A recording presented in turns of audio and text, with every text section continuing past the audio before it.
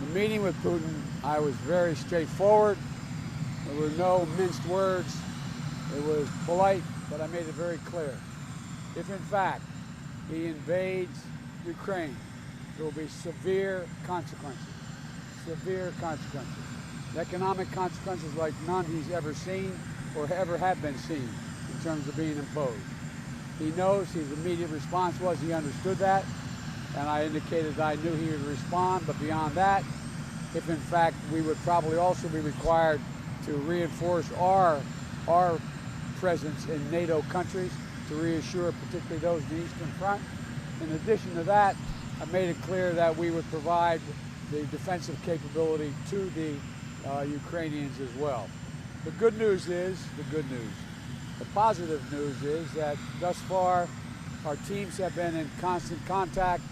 We hope by Friday we're going to be able to say and announce to you that we're having meetings at a higher level, not just with us, but with at least 4 of our major NATO allies and Russia to discuss the future of Russia's concerns relative to NATO writ large and whether or not we can work out any accommodations as it relates to bringing down the temperature along the Eastern Front.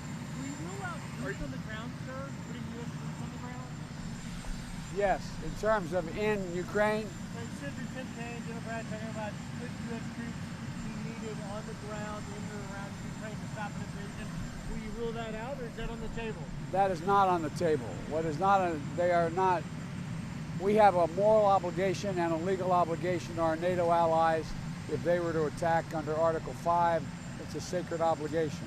That obligation does not extend to NATO, to Ukraine, but it would depend upon what the rest of the NATO countries were willing to do as well. But the idea the United States is going to unilaterally use force to confront Russia invading Ukraine is not in the cards right now. But what will happen is there will be severe consequences that will have.